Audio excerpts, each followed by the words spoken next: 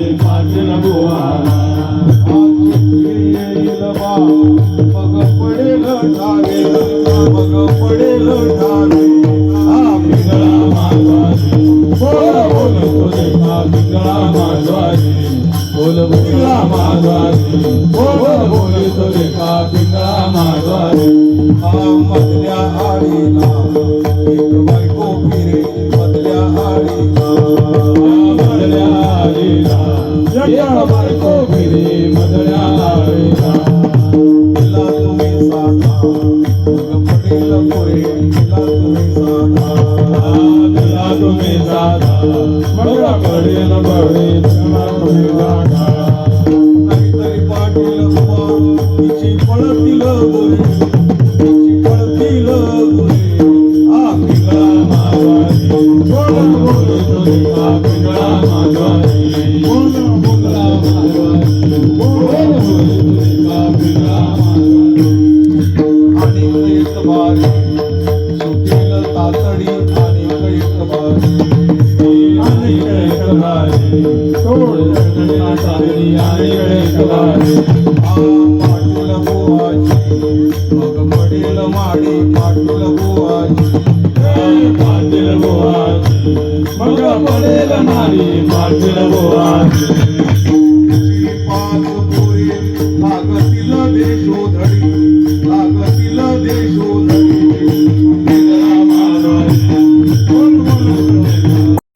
बोली बोलतो देखा डौर फिरवितो डुगडुग ऐका वरल्या आळीला तुम्ही सावध व्हावे पाटील बुवाला मग लावणी सवे चिठ्ठी येईल बा मग पडेल ठावे पिंगळा महाद्वारी बोली बोलतो देखा मधल्या आळीला एक बायको फिरे तिला तुम्ही साधा मग पडेल पुरे नाहीतरी पाटील बुवा तिची पळतील गुरे पिंगळा महाद्वारी बोली बोलतो देखा आणि एक बारे सुटेल तातडी पाटील बुवाची मग पडेल माडी तिची 5 पोरे लागतील देशोधडी पिंगळा महाद्वारी बोली बोलतो देखा आणि एक ऐका थोर नवल झाले गावच्या पांड्याने पाटलाशी नागविले साऱ्या कागदाचे शून्य एकची झाले पिंगळा महाद्वारी बोली बोलतो देखा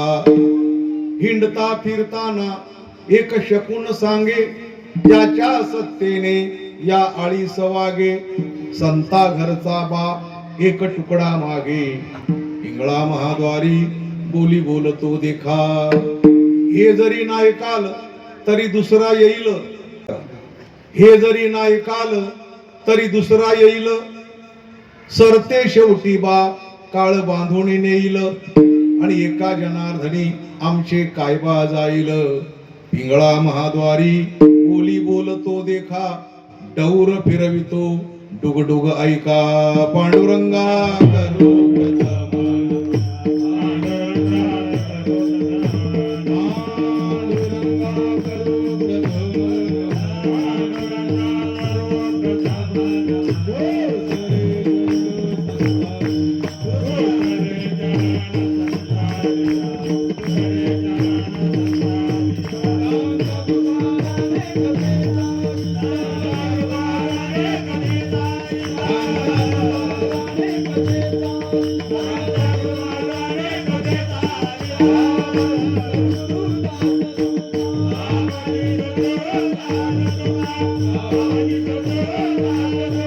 विद्यांशे केलिया स्मरण होय सकळ विद्यांशे अधिकरण तेची वंदू श्री चरण श्री गुरूंची ते नमस्कारोणी आता योऽन्तः प्रविश्य मम वाचमिमां प्रसुप्तां संजीवयत्यखिल शक्तिधर स्वधाम्ना अन्यांश हस्तचरण श्रवणत्वगादीन् प्राणान् नमो भगवते पुरुषाय तुभ्यम्. पिंगळा महाद्वारी बोली बोलतो देखा, डौर फिरवितो डुगडू ऐका. प्रस्तुत कीर्तन रूपी सेवेसाठी निवडलेला अभंग जगातील थोर संत शांतीब्रह्म संत एकनाथ महाराज यांचा पिंगळा नावाने प्रसिद्ध असलेला 6 चरणाचा अभंग आज आपण कीर्तनासाठी निवडलेला आहे. म्हणजे अभंगांना पण नावं असतात. अभंग हे कॉमन नाव आहे, पण त्या अभंगांना काही वेळेला नाट म्हणतात, काही वेळेला गवळण म्हणतात, वासुदेव म्हणतात, पांगुळ म्हणतात, पिंगळा म्हणतात, जोगी म्हणतात, जोहार म्हणतात. ही त्यांची विशेष नाव आहे. त्यापैकी आजच्या अभंगाला विशेष नाव आहे काय? पिंगळा. आणि असा हा पिंगळा एकनाथ महाराजांनी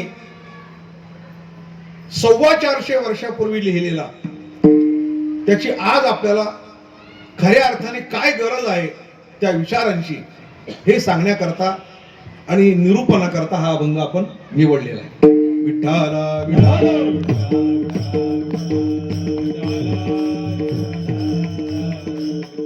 मी शब्दामध्ये अडकलो होतो मागे सेक्टर 5 ला आपण ज्यावेळेला 4 ला ज्यावेळेला कीर्तन केलं.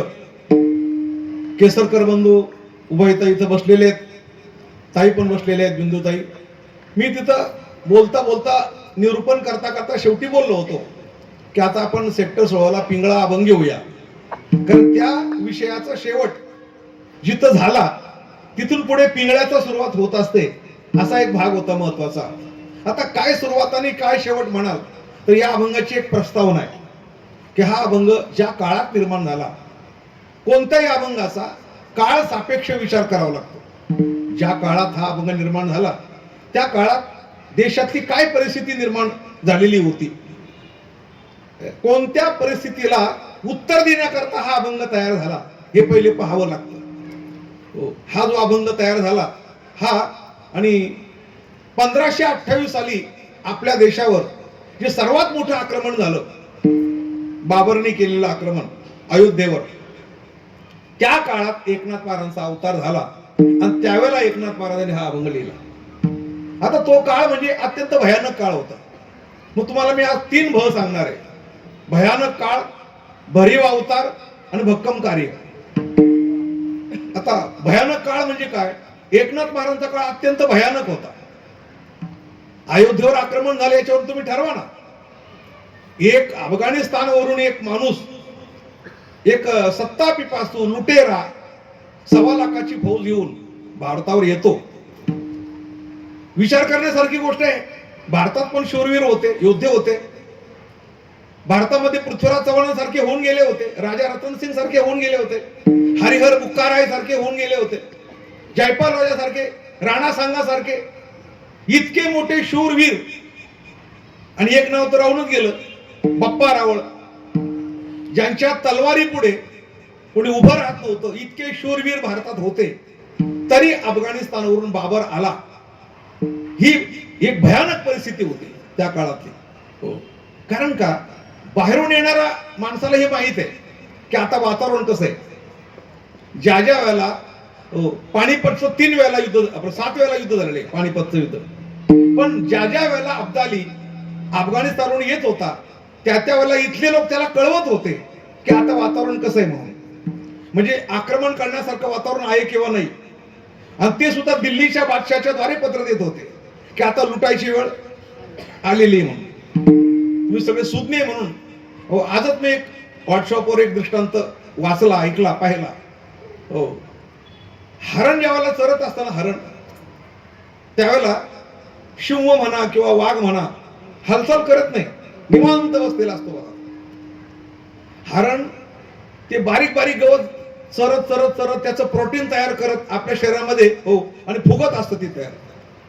जोपर्यंत हरण पोटभर चरत असतं तोपर्यंत वाघ शिव निर्धास्त झोपलेले असतात. ते अजिबात काळजी करत नाही, कारण त्यांना माहिती आपला स्वयंपाक चालू आहे. कळलं की नाही कोण ठेवतो. तुम्हाला जर कळलं असेल ना, थोडं स्माइल करत जा, म्हणजे तुम्हाला समजलं की मला समजेल मग की हा मुद्दा तुम्हाला समजला. हरण चरत असतं त्यावेळेला शिव निवांत झोपलेला असतो आणि पडल्या पडल्या पाहत असतो की आपला स्वयंपाक चालू आहे. तसं भारतामध्ये दानपेट्या भरत असतात, मंदिरं तयार होत असतात, सोन्याने मडवले जात असतात. हो, लोक दानपेटीमध्ये पैसे टाकत असतात. तोपर्यंत हे लुटेरे निवांत बसलेले असतात. त्यांना माहिती आहे आपला स्वयंपाक चालू आहे. हो, आपला गल्ला फुगतोय. आणि ज्या वेळेला इकडे मंदिरं तट्ट भरले जातात, मग ते आपला ज्याला आपण गुजरातचं सोरटी सोमनाथ म्हणतो, इकडे आपले पद्मनाभ मंदिर म्हणतो, असे हजारो मंदिर ज्या वेळेला फुल दानपेट्याने भरले असतात त्यावेळेला इथले लोक त्यांना कळवतात की आता लुटमार करायची वेळ आलेली आहे, आता तुम्ही या वेळेला लुटमार करू शकता. असं ज्या वेळेला घडतं त्यावेळेला ते आक्रमण होत असतात. आणि त्यामध्ये एकनाथ महाराजांच्या काळामध्ये जी आक्रमण झाली त्यातलं सर्वात मोठं आक्रमण म्हणजे बाबरचं आक्रमण.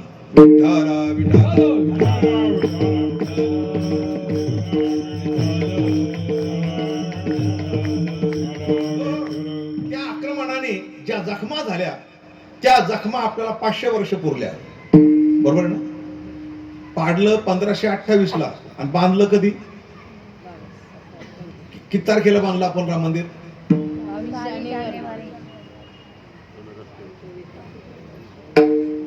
म्हणजे निदान आपण हिंदू आहोत म्हणून तरी थोडंफार जसे आपले वाढदिवस ध्यानात राहतात है ना.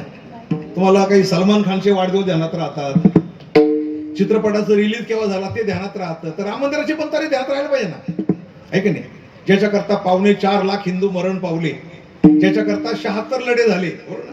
मला वाटतं 22 जानेवारी 2023 या दिवशी राम मंदिर आपण बांधलं. अनेक प्रकारचे कष्ट करून रक्त सांडून आणि ते राम मंदिर बांधलं. म्हणजे 1528 ते 22 जानेवारी 2023 इतका काळ गेला, इतकी मोठी जखम होती ती भरून काढण्याकरता, है ना. हो, एवढा मोठा काळ गेला. म्हणजे ज्याचा अर्थ एक जखम भरून काढण्याकरता जर इतका काळ जातो तर ते आक्रमण भयानक होतं, हे वेगळं सांगायची काही गरज नाही. भयानक. आणि आक्रमण भयानक होतं तर मग भक्कम अवतार झाला तो एकनाथ महाराजांचा. दुसरा भयानक काळ होता तर भक्कम अवतार. किती भक्कम. आज ज्यांचा अभंग घेतला सेवेला ते भानुदास महाराजांची पणतू आहे, दत्तात्रयांची परंपरा आहे, जनार्दनांचे शिष्य आहे, विष्णूचा अवतार आहे, ब्राह्मण कुळ आहे. गिरजाबाई सारखी त्यांना पत्नी होती, हरिपंडितासारखा त्यांना मुलगा होता. हो, 66 वर्ष त्यांची काल मर्यादा होती. हो, श्रीमंती होती, काही वाडे होते. सेवेकरता श्रवणाकरता आलेल्या लोकांना ते, आणि प्रत्येक माणसाला त्या काळात वगळा भरून साखर वाटत होते. आणि सर्वात मोठा ब्रह्मांड नायक भगवान परमात्मा श्रीखंड्याच्या रूपाने त्यांच्या घरामध्ये 12 वर्ष पाणी वाहत होता. विठ्ठला विठ्ठला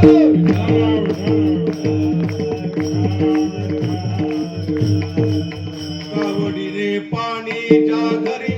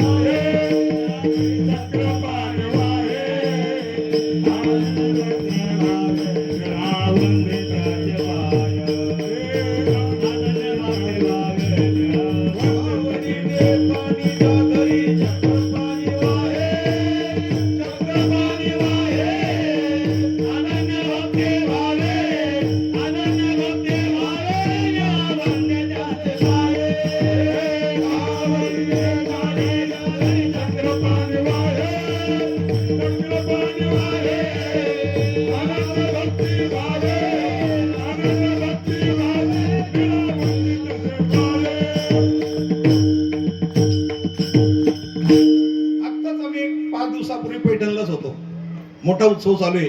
कारण हे जे वर्ष आहे ना, या वर्षाला 4-5 योग जुळून आले. एकनाथ महाराजांचे पणजोबा भानुदास महाराजांचं हे 5000 म्हणजे 512 वर्षे म्हणजे पंचशतकोत्तर आणि तपपूर्ती महोत्सव आहे. 512 वर्ष झाले त्याच्या समाधीला. एकनाथ महाराजांचे सद्गुरू स्वामी जनार्दन स्वामींच्या समाधीला 450 वर्ष पूर्ण झाले म्हणजे चतुर्थ शतकोत्तर सुवर्ण महोत्सव. आणि मागच्या वर्षी एकनाथ महाराजांच्या प्रयाणाला 425 म्हणजे चतुर्थ शतकोत्तर रौप्य महोत्सव अशा प्रकारचा कालावधी. आणि बाकी मग नामदेवरायांच्या जवळजवळ 14 माणसांचं कुटुंब आहे, यांच्या समाधीला 675 वर्ष पूर्ण झाले. अलग लक्षात. तुकाराम महाराजांच्या निर्याणाला 375 वर्ष पूर्ण झाले. हो, असे अनेक योग यावर्षी जुळून आलेले आणि त्यामुळे एकनाथ महाराजांचं वाङ्मय लोकांपर्यंत यावं याकरता हा अभंग मुद्दाम निवडला.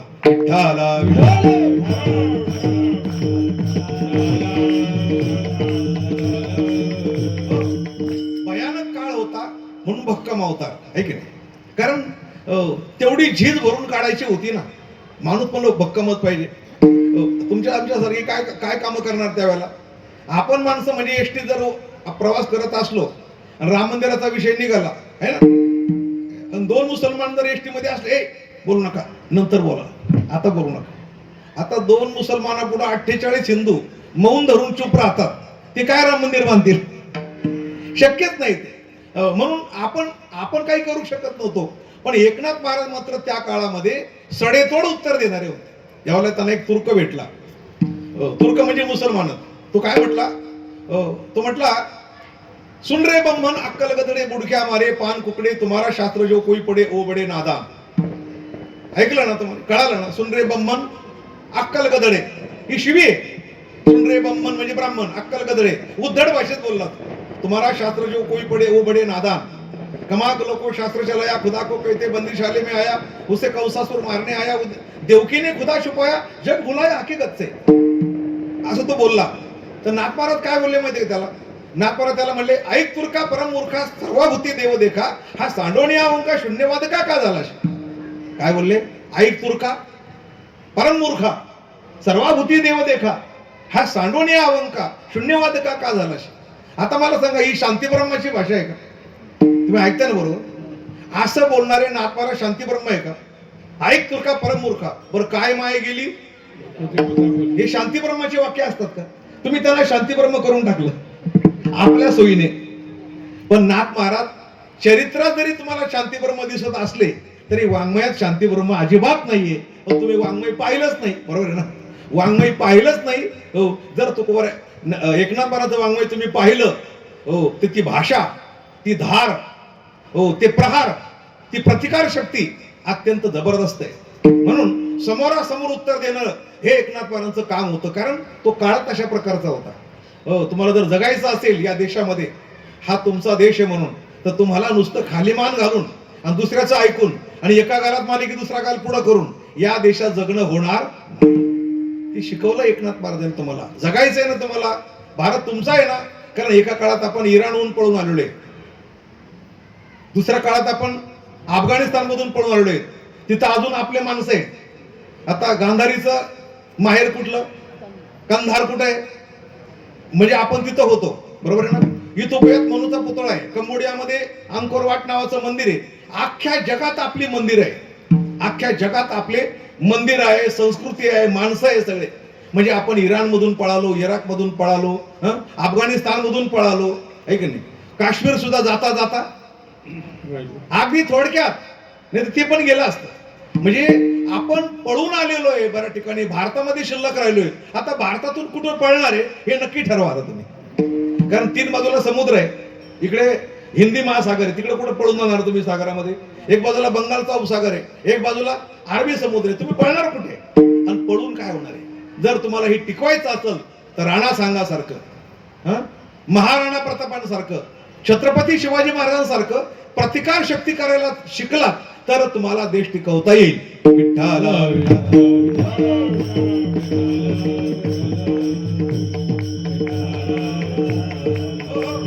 म्हणून भयानक काळ होता तर भक्कम अवतार घेतला आणि भक्कम अवतार घेऊन भरीव काम केलं.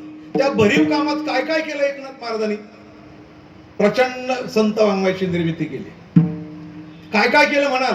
55 जोहार, 300 भारुड, रुक्मिणी स्वयंवर, शुकाष्टक टीका, मुद्रा विलास, आनंद लहरी, चिरंजीव पद, हरिपाठ, भावार्थ रामायण, चतुश्लोकी भागवत, एकनाथी भागवत. यापैकी आपण काय काय वाचलं? आपण बी काय कमी नाही महाराज. तुम्ही किती लिहा, आम्ही वाचत नाही. आम्ही वाचत नाही. खरंय, माणसं कबूल करतात की आता आम्ही वाचत. माणसाने कबूल केलं की आता आम्ही वाचत. पण जनाबाई काय सांगते? वाचावी ज्ञानेश्वरी आणि डोळा पहावी. मामासाहेब म्हणायचे, जे वाचतात ते वाचतात आणि जे वाचत नाही ते वाचत नाही. काळाच्या ओघात काहीच वाचत नाही, पण आपण वाचलो. हो, जर जगलो वाचलो ना तर आपण असं आहे, रक्षती रक्षितः, धर्मो रक्षती रक्षितः. आपण धर्माचं रक्षण केलं की धर्म आपलं रक्षण करतो. हो, तुम्ही संत वाङ्मयाचं रक्षण केलं पाहिजे, संत वाङ्मय तुमचं रक्षण करेल. हो, मी एकदा कळव्याला कीर्तनला गेलो होतो. एक बाई आली म्हणे, आमच्या शास्त्राचे खूप ग्रंथ आहे म्हणे. हो, तिने भराभर माडीहून खाली आणले. हो, अगदी माझी गाडी गच्च भरली. 2 ट्रिपा करावं लागल्या मला ते. तर आता आमच्या घरात त्याचं काही कोणाला वेळ नाही म्हणे. वेळवर आमच्या सासऱ्याला फार वेळ होतं. मी विचार केला, सासऱ्याचं घर बरं घेतलं हिने. सासऱ्याचं घर घेतलं, सासऱ्याचे पैसे घेतले, ग्रंथ तुम्ही घेऊन जाऊ ना ग्रंथ. हो, हे ग्रंथ देऊन त्या सासऱ्याने आयुष्यभरामध्ये कुठून कुठून ग्रंथ जमा केले होते. एखादा ग्रंथ हरिद्वारहून आणला असेल, एखादा ग्रंथ काशीहून आणला असेल, आळंदीहून, पंढरीहून, देऊन है ना. आणि आज ते 5-50 ग्रंथ घरच्या लोकांना ओझं झालं. सासरा निघून गेला तर ते मला फुकट देऊन टाकले. लक्ष. मला काय म्हणायचंय की हे ग्रंथ फुकट देऊन टाकायची वेळ का आली? ते बिल गेटचं वाक्य आहे, एक इंग्रज तर आपल्यापेक्षा शहाणा म्हटलं पाहिजे. तो काय म्हणतो माहितीये का? हो, अनावश्यक वस्तूचा संग्रह केला की आवश्यक वस्तू देऊन टाकावा लागतात, फेकून द्यावा लागतं. अनावश्यक वस्तूचा संग्रह केला की ज्या आवश्यक वस्तू असतात त्या सगळ्या फेकून द्याव्या लागतात. हो, आता हे ग्रंथ फेकून द्यायची वेळ का आली? तुम्ही अनावश्यक वस्तूंचा संग्रह केला. कपाट जर उघडलं तर काय असतं? साड्या. किती साड्या? बरोबर अंगावर पडतात. चंगळवादे, हो, चंगळवादे. इतका चंगळवादे ना. एक ग्रस्त कामावर सुटला, पगार झाला होता आणि साडी घेऊन निघाला बायकोला. तर पळतच चालला घरी. त्याचे मित्र म्हणले, का पळत चालला? मी साडी घेऊन चालला. म्हणजे हळूहळू आरामशीर म्हणे. पळायचं काय काम आहे? नाही म्हणे, पळत एवढ्या करता चाललो की घरी जाईपर्यंत जर फॅशन बदललं तर परत साडी बदलायला मला जावं लागेल. बरोबर. याचं फॅशनचा काही भरोसा नाही. आणि म्हणून तर एवढ्या साड्या आहेत. फॅशन बदललं दुसरी साडी, परत बदललं तिसरी साडी, परत बदललं चौथी साडी, हे सारखं चालू राहतं. मला काय म्हणायचंय, अनावश्यक वस्तूचा संग्रह केला की आवश्यक वस्तू फुकट देऊन टाकावं लागतात, जाळून टाकावं लागतात, फेकून द्यावं लागतात. आता लोक ग्रंथ ठेवत नाही घरामध्ये. घरात ठेवायला जागा कुठे? पण एवढे जर ग्रंथ ठेवले तर मग बिड्या काड्या कुठे ठेवायच्या? साड्या कुठे ठेवायच्या? बरोबर आहे ना. हो, अशी परिस्थिती होती. म्हणून अशा प्रकारचे जे ग्रंथ, जे आम्ही तुम्हाला नावं सांगितली, ती ग्रंथाची नाव कदाचित आपण आनंद लहरी कोणी वाचली, मुद्रा विलास, शुकाष्टक टीका, चिरंजीव पद, रुक्मिणी स्वयंवर. एक तरी हो म्हणा, मला बरं वाटेल. कारण रुक्मिणी स्वयंवर वाचतात. काय वाचतात? मुलीचं लग्न होत नाही म्हणून वाचतात. रुक्मिणी स्वयंवर वाचतात. इतकं प्रचंड वाङ्मय तयार केलं. आणि त्या प्रचंड वाङ्मयापैकी पिंगळा, विठ्ठला विठ्ठला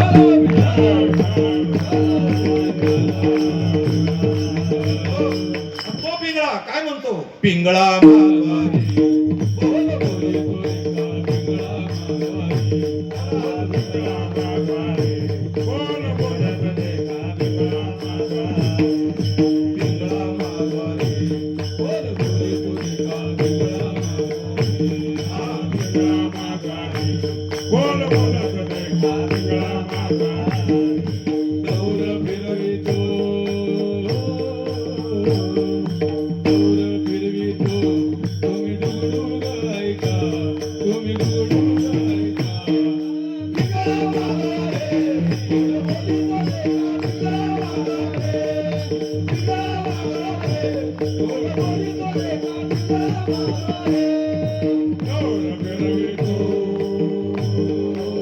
Oh,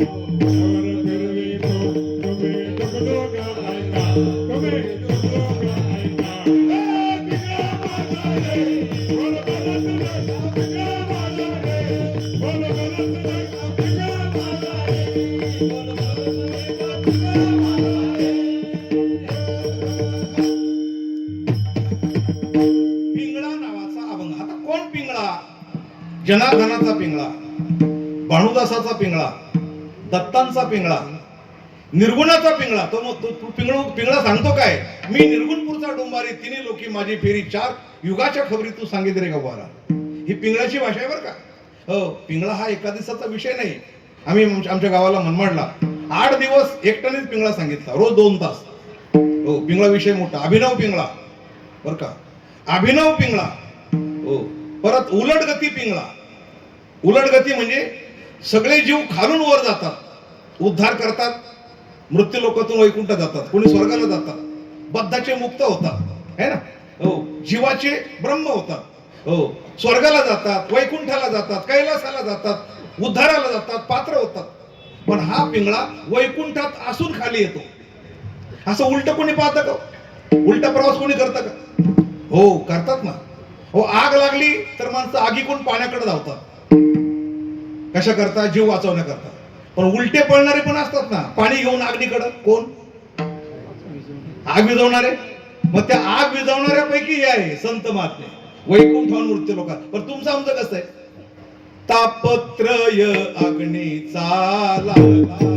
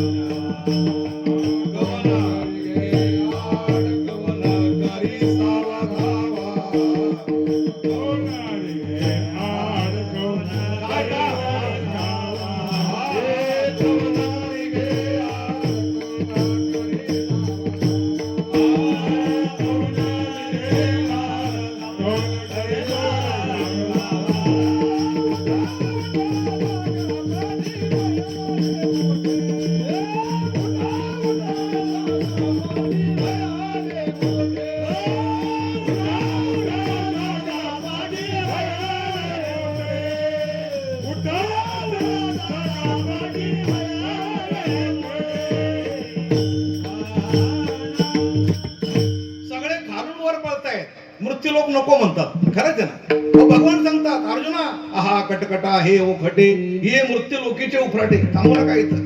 हे उफराट्या लोकांचं हे घालणीचं राणे, घालणीचे रान देखोणी,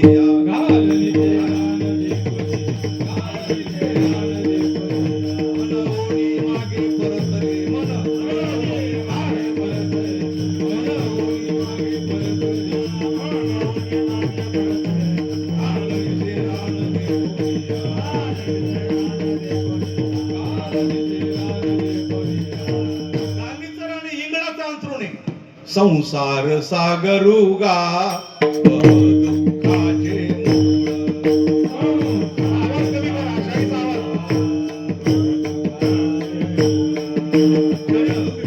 अंतरुण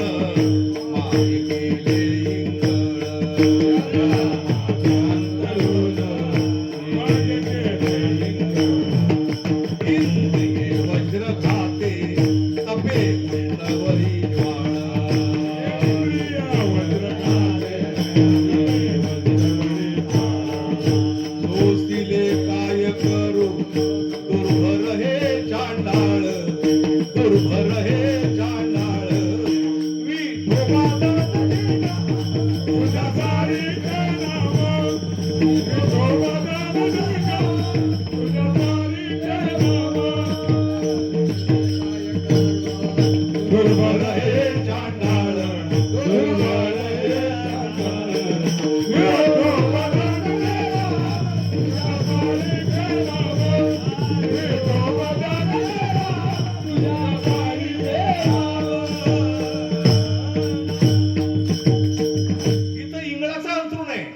तापत्रयाची सगडी आहे. तापत्रयाची सगडी. अहो, हे शरीरच मुळामध्ये काय. मी काल परवा 33 दृष्टांत सांगितले. 33 शरीरावर किती गोष्टी.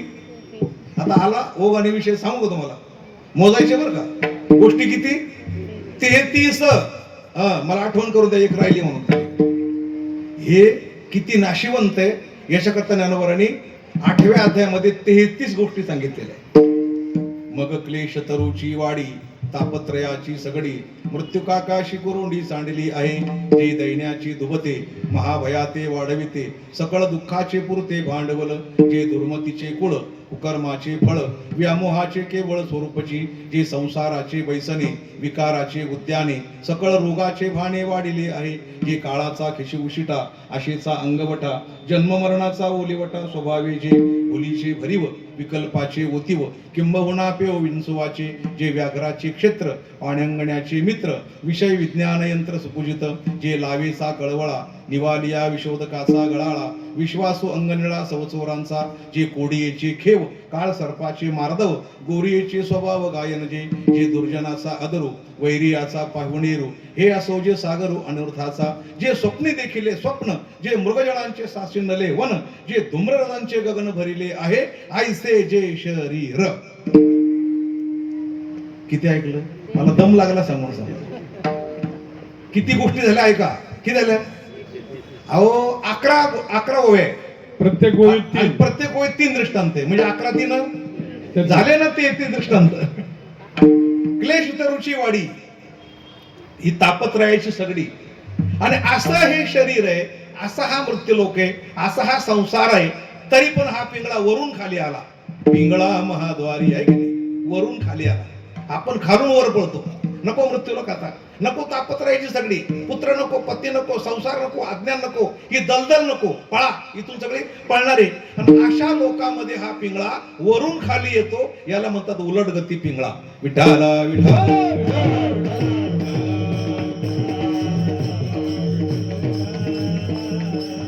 येतो तर येतो, भयानक काळ पाहूनच येतो. राम मंदिर पाडलं म्हणूनच येतो.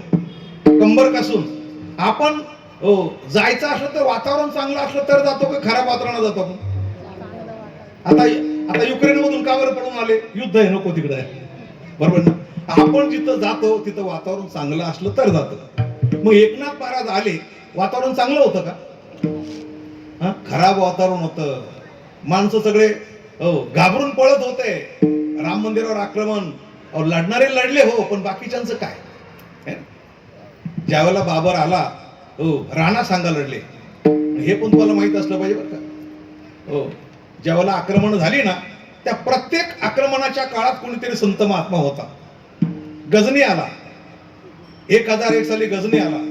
गोगाजी लढले, जयपाल राजा लढला, पण त्यांच्या पाठीमागे मुकुंदराज स्वामी होते. खंबीर संत महात्मे प्रत्येक शूराच्या पाठीमागे उभे.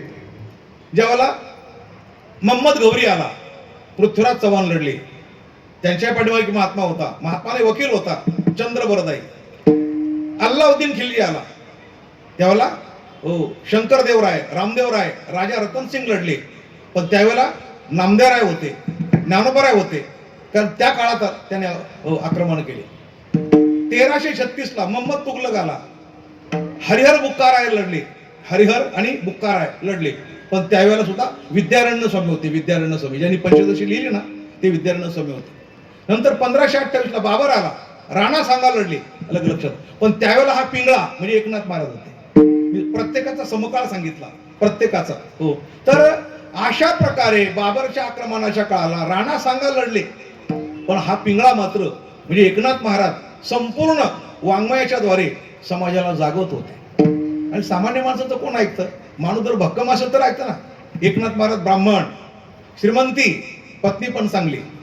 जगामध्ये जेवढ्या अनुकूलता होत्या त्या सर्व त्यांना प्राप्त झाल्या. बाकी संतांना पाहतो मी, कोणाला पत्नी नाही, कोणाला पैसा नाही, कोणाला कुळ चांगलं नाही, कोणाला गाव नाही. खेड्यात जन्म, तू कोबा राहता, खेड्यात जन्म आहे, पत्नी कर्कशा है ना, गावात लोकांनी चांगलं पाहिलं नाही. एकनाथ महाराजांचा क्षेत्रात जन्म, पत्नी गिरजाबाई आहे की नाही, श्रीमंती पाहिजे तेवढी श्रीमंती. म्हणजे एकनाथ महाराजांच्या इतक्या पिढ्या गेल्या. आता योगीराज महाराज म्हणजे 14वे वंश आहे, 14वे, तरी त्यांचे घर मोठे. आजही एकनाथ महाराजचा वाडा जाऊन पाहतो मी, तो सागवानी या मंडपा इतका मोठा वाडा आहे, आणि त्याच्यात तो रांजण या अशा उजव्या हाताला. आजही तो रांजण आहे बरं का. तसा ज्या रांजणामध्ये भगवान श्रीखंड्याच्या रूपाने कावडीने पाणी टाकत होते, तो रांजण अजून आहे. किती लोकांनी पाहिलं बरं आपल्यापैकी? वरबोट करा. आहेत 4-5 जणांनी पाहिलंय. तुम्ही पण भाग्यवान न पाहिल्याबद्दल. पहा, जाऊन पहा पैठणला काय ते सगळं. एकनाथ महाराज भक्कमच होते, त्यामुळे त्यांचं लोक ऐकत होते. आणि असे एकनाथ महाराज जागृती करण्याकरता ज्यावेळेला आले त्यावेळेला विविध रूपाने रचना केल्या अभंगाच्या. फुगडीचा अभंग आहे ना, दादला रूपक, वासुदेव, 55 जोहार, हिंदू तुर्क संवाद, त्यामध्ये आणखीन गारुडी लिहिली फार मोठ्या प्रमाणामध्ये, डोंबारी, कोल्हाटी, बरं का, हे रूपक आहे सगळे. डोंबारी, कोल्हाटी, वासुदेव, पांगुळ, भुपाळ्या, पिंगळा, अशा वेगळ्या वेगळ्या प्रकारचे 300 रूपक तयार केली. 300 रूपक. आणि माणसांनी या रूपकांचा फक्त विनोदाकरताच वापर केला. फक्त दादला नको गो बाई आणि मला नवरा नको गो बाई, लुगडं नेसायचं, नाचायचं. आतापर्यंत तुम्ही या वाङ्मयाची थट्टा केली, चेष्टा केली, पण आजही पिंगळा नावाने जो काही महाराष्ट्रावर पिंगळा गाजतोय, मला सांगा हा पिंगळा सुद्धा काही फार महाग चाललाय असं मी ऐकतोय. तुम्हाला हे पटकन लगेच पटतं बरं का, पिंगळा फार महाग चाललाय. पिंगळा म्हणजे नाचण्याचा विषय का समजून घ्यायचा विषय? पिंगळा म्हणजे कळकळ. पिंगळा म्हणजे काय मी सांगितलं ना आपल्याला. 55 जोहार ही नाथपाराची नम्रता आहे.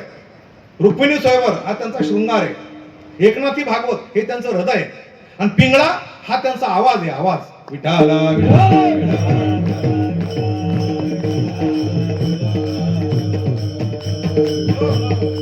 पिंगळा समजून घेत असताना वरची आळी, मधली आळी आणि खालची आळी 3 गोष्टी कळायला पाहिजे. मग पहिला आला पिंगळा वैकुंठाहून मृत्यू लोकात, बरोबर ना?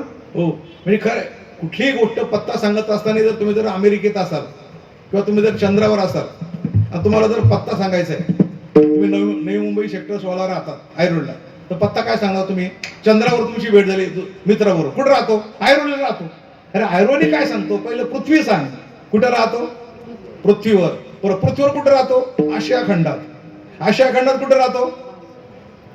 भारतामध्ये. भारतात कुठं राहतो? महाराष्ट्रामध्ये. महाराष्ट्रात कुठं राहतो? मुंबईमध्ये. मुंबईत कुठं राहतो? नवी मुंबईमध्ये. नवी मुंबईत कुठं राहतो? आयरोडीत. किती सेक्टरला? हे सांगावं लागेल की नाही तुम्हाला? तसा हा पिंगळा वैकुंठाहून आलेला आहे.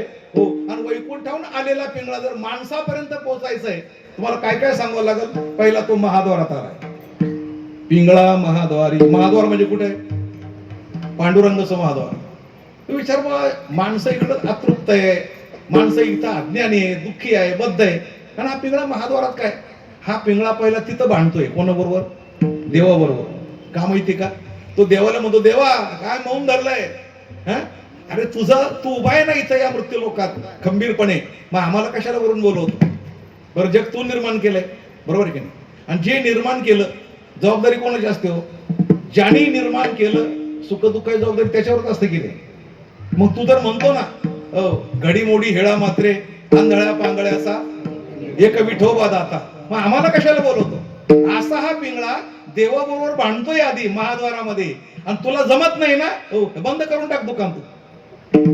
एवढा संकोच तरी काव्याला, एवढा संकोच तरी काव्याला, एवढा संकोच तरी काव्याला,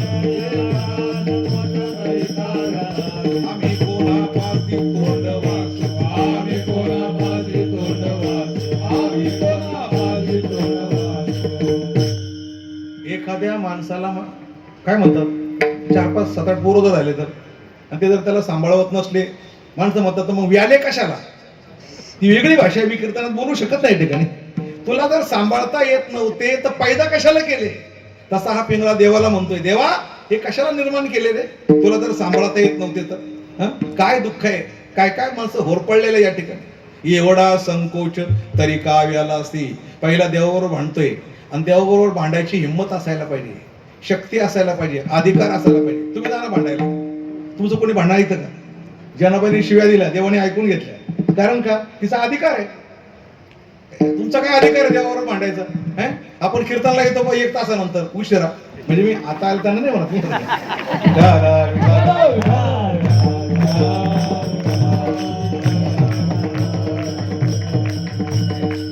पिंगळा वैकुंठावर मृत्यू लोकात आला, मृत्यू लोकातून महाद्वारात आला, आता महाद्वारातून आयरोलीला येणार आहे, तेव्हा माणसं यायला लागले इथं. चांगलं आहे ना? आम्ही तर तुम्ही कधी बी या बरं का, पार अगदी 11:45 आला तरी आम्ही स्वागतच करणार. शेवटच्या शब्दाला आला तरी तुमचा उद्धारच आहे. हो, कारण नाथ महाराज बोलताय, श्रीमंत नाथ महाराज काय, हो ते म्हणतात, हो पांडुरंगाला भांडून भांडून सांगता देवा, अरे हे काय चाललंय? या जगामध्ये अज्ञान, बद्धता, तापत्रय, ही दलदल, भोगांची दलदल, हे दुःख, संसार दुःख मूळ, हो काय चाललंय? भगवान तुम्ही मौन धरलेले, काय बोलत नाही. कारण का? सृष्टी निर्माण करणं देवाच्या हातात आहे आणि सृष्टी सुखी करणं हे संतांच्या हातात आहे. म्हणून तीन मोठी आहे का? आंधळा तो जीव, डोळस ते संत आणि पांगळा तो ईश्वर. आंधळा, पांगळा, डोळस, किती गोष्टी ऐकल्या? तीन. आंधळा, पांगळा, डोळस. आंधळा कोण? जीव. पांगळा कोण? ईश्वर. आणि डोळस कोण? संत. राहील का ध्यानामध्ये? आंधळा कोण? तुम्ही, आपण आंधळे. आंधळी ती तुका म्हणे संसारी. आंधळा तो जीव, पांगळा तो ईश्वर. पांगळा म्हणजे ईश्वर पांगळा का? ईश्वर पांगळा म्हणजे त्याला जग निर्माण करता येतं, पण कर्म सापेक्ष. जसं ज्या जीवाचं कर्म आहे तसं त्याला तो देह, तसा रंग, तशी जात, तसं कोळ, तशी गरिबी श्रीमंती देतो. कुणाला वाढवा देऊ शकत नाही, म्हणून तो पांगळा आहे. त्याला जरी वाटलं बा या जीवाला काहीतरी चांगलं करावं, पण तसं करता येत नाही.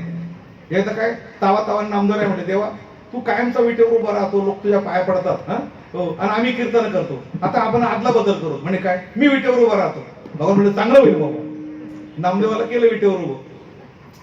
नामदेवाने ठरवलं बरं का, उद्या पहाटे एकदा विटेवर उभं राहिलं का, दिवसभरामध्ये जेवढे लोक येतील ना तेवढं कल्याण करून टाकायचं. एक दिवस महापौर बनवला ना आपल्याला, अरे एक दिवसाचा मुख्यमंत्री, अख्ख्या जग देशाचं कल्याण करून टाकायचं. बोलायला सोपं असतं. पहाटे ब्राह्मी मुहूर्तावर नामदेव महाराज उभे राहिले, मस्त देवासारखे कमरावर हात ठेवून राहिले. देवाने त्यांच्या मस्तकावर हात ठेवला, नामदेवला देवासारखे दिसायला लागले. हो, आता नामदेवा तुला काय करायचं ते कर. आणि ठरवलंच होतं, आंधळा येऊ, पांगळा येऊ, मुका येऊ, बहिरा येऊ, दरिद्र येऊ, अलग लक्षामध्ये प्रत्येकाला जे पाहिजे ते देऊन टाकायचं, बस ठरवून टाकायचं. नामदेवराय उभे, रांग लागली लोकांची, लोक पाया पडतात, मुके येतात, बहिरे येतात. आता एक पांगळा पाहिला, नामदेवने म्हणलं अरे अरे अरे काय बिचारायची दशा बघा ना, चालता येत नाही, त्याला पाय नाही. देवाला काही कळत नाही म्हणे, काय द्यायला दिले असं बरं आपण देऊन टाकू मग. पण जसा तो पांगळा जवळ यायला लागला ना, तसं नामदेव महाराजांना त्या पांगळ्याचं पूर्व आयुष्य दिसायला लागलं, प्रारब्ध दिसायला लागलं की अरे अरे हा पांगळा झाला म्हणजे काय माहिती का, यांनी मागच्या जन्मात अनेकांचे पाय तोडलेले म्हणून हा पांगळा झाला. जाऊ दे मोर द्यायला असंच होतं. नंतर मग आंधळा आला, हो लांबून पाहिला, आता याला डोळे देऊन टाकू. पण अरे जवळ आल्यानंतर हा आंधळा का झाला? यांनी मागच्या जन्मामध्ये चांगले डोळे असून सुद्धा ग्रंथ वाचन केलं नाही, चांगलं कधी पाहिलं नाही, लोकांचं बरं कधी पाहिलं नाही, म्हणून आंधळा झाला. जाऊ द्या याला असंच राहू द्या पुढे. नंतर मुका आला, मुक्याचं ते झालं. हो, का बरं मुका झाला? हो, देवाने नामदेवाला काय दिलं माहिती का? त्या जाग्यावर उभं राहून अधिकार दिला आणि दृष्टी पण दिली. हो, प्रत्येकाचं प्रारब्ध. आता हा मुका का झाला? मुका व्हायचं कारण असं होतं की यांनी पूर्वजन्मामध्ये, हो, की कधी नामस्मरण केलं नाही, अलग लक्षामध्ये कधी मुखाने विठ्ठल विठ्ठल म्हटला नाही, म्हणून हा मुका झाला. विठ्ठल विठ्ठल विठ्ठल.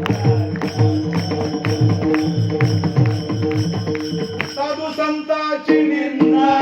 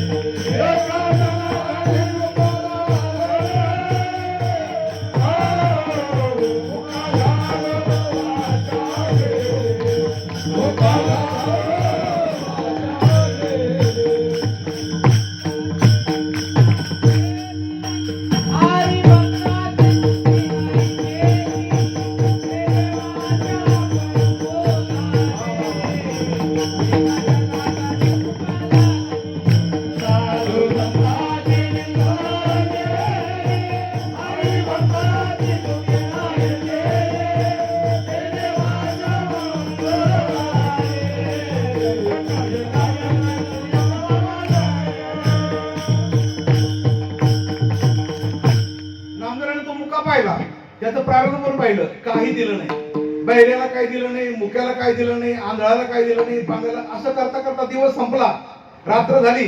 भगवान म्हणजे नामदेवा तुझी ड्युटी संपली. सांग आता किती लोकांना पाय दिले, किती लोकांना डोळे दिले, किती लोकांना श्रीमंत केलं? अजिबात नाही म्हणे, ते श्रीमंत करायच्या लायकीचेच नाही. मग आम्हाला काय नाव ठेवतं म्हणे तुम्ही? आम्ही तर तेच करतो. पांगळा आहे देव, ईश्वर पांगळा आहे. का? सृष्टी निर्माण करतो तो कर्म सापेक्ष, ज्याचं जसं कर्म असेल त्याप्रमाणे करतो. फक्त या जगात आपल्या पदरचे वाढवा काही देत असतील, आपल्यातून सामर्थ्यवान करत असतील, मुक्याला बोलतं करत असतील, अलग लक्षामध्ये नपुसकाला पुरुष बनवत असतील, स्त्रीला पुरुष बनवत असतील, आणि मेलेली माणसं जिवंत करत असतील किंवा मेलेली पितरांना जेवू घालत असतील, तर ते फक्त संत. विठाला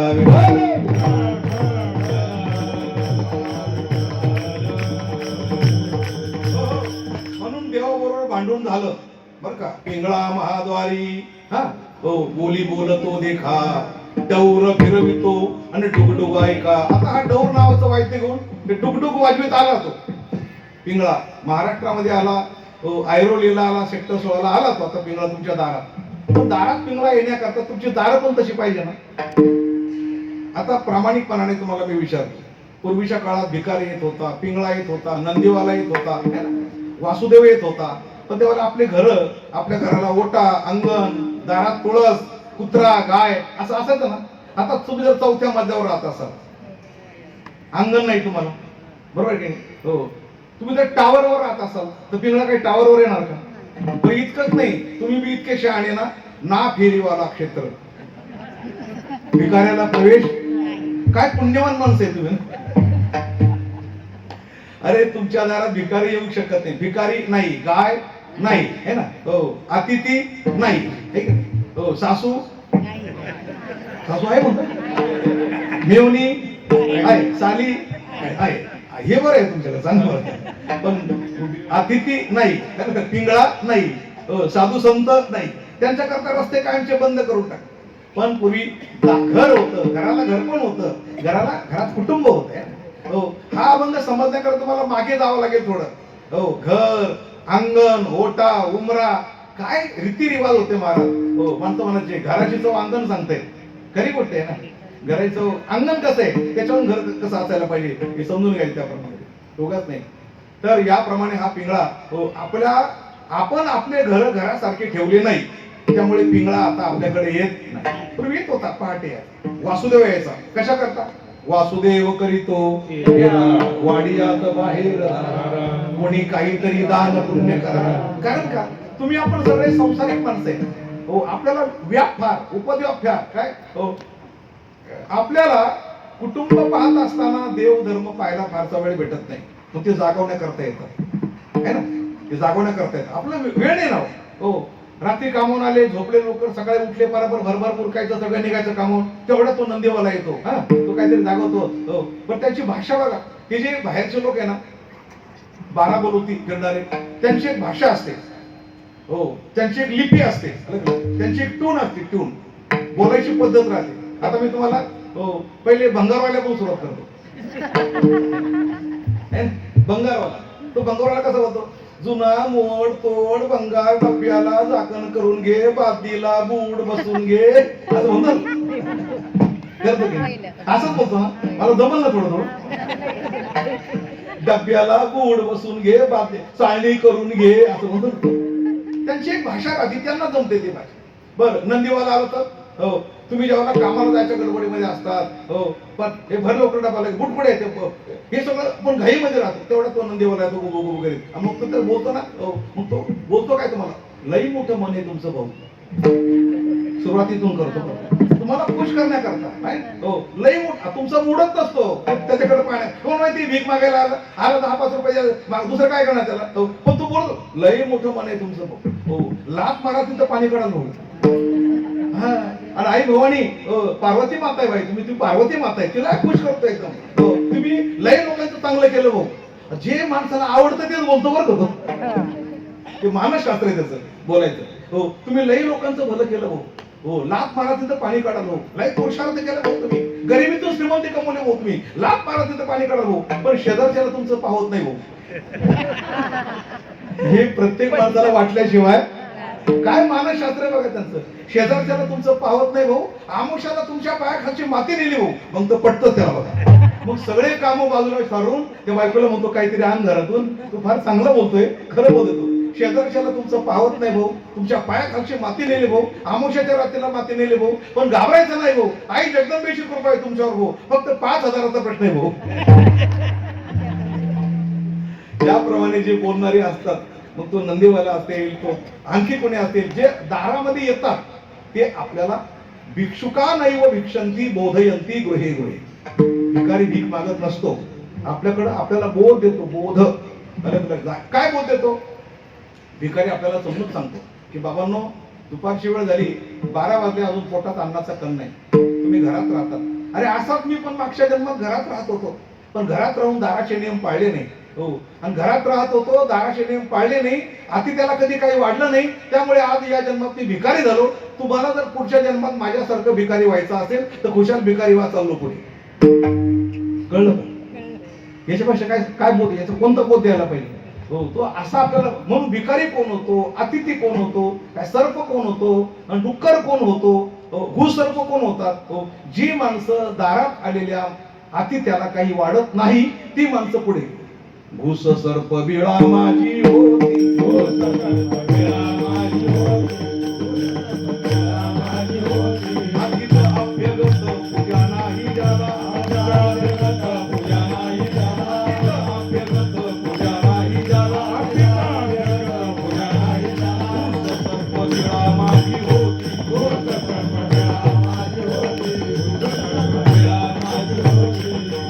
अतिथ अभ्यगत पूजा नाही ज्याला. अतिथीचं अभ्यगत आलेलं स्वागत केलं नाही.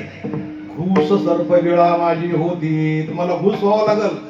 घुस घुस झाल्यावर तुम्ही राहणार कुठं? बिळात राहणार. बिळात काही कोणी अतिथी येणार? राहा खुशाल, मजेत राहा, खुशाल मजेत बिळामध्ये राहा. अतिथी नाही, नंदीवाला नाही, पिंगळा नाही, मग कोणी येणार नाही तुमच्या दारात. असं मला वाटतं का? नाही नाही. अरे तुम्ही घरात राहतात, घराला दार आहे, दारात वैभव आहे. हो, अतिथेर हरिपूजनम प्रतिदिनम. काय सुंदर होणार ग्रस्ताश्रमात. सानंदम सदनम सताश सुताश्य सुदीय कांता मृदुभाषिणी सन्मित्रम सुदनम स्वयोष तिरती आज्ञा पराशेवका. अतिथेर हरिपूजनम प्रतिदिनम मिष्टान्न पानम गृहे साधो संगमुपासते हि सततम धन्यो ग्रस्ताश्रमा. जगामध्ये ग्रस्ताश्रम इतकं धन्य कोणीच नाही. तपस्वी नाही, संन्यासी नाही, ब्रह्मचारी नाही, कोणीच नाही. भाग्यवान कोण आहे? कारण त्याच्या दारात परमात्मा येतो, त्याच्या दारात अतिथी येतो, त्याच्या दारात पिंगळा येतो, त्याच्या दारात हो त्याला दानधर्म करता येतो, त्याला पुण्य निर्माण करता येतं. अरे ब्रह्मांड नायकाला सुद्धा जर वाटलं की मला कृष्ण म्हणून जन्माला यायचंय, तर तो देवकीच्या पोटी येतो. वसुदेव देवकीचा ग्रस्ताश्रम असला तरच तो येऊ शकतो, किंवा दशरथ रायाचा कौशल्याचा ग्रस्ताश्रम असला तरच प्रभू रामचंद्र. म्हणजे ब्रह्मांड नायकाला सुद्धा जन्म घ्यायचा म्हटला तर कुणाचा तरी पवित्र असा ग्रस्ताश्रम शोधावा लागतो. तुमच्यात ती ताकद आहे. जर तुम्ही ग्रस्ताश्रम पवित्र बनवला ना, तो भगवान परमात्मा सुद्धा तुमच्या पोटी जन्माला येईल. विठ्ठल विठ्ठल विठ्ठल.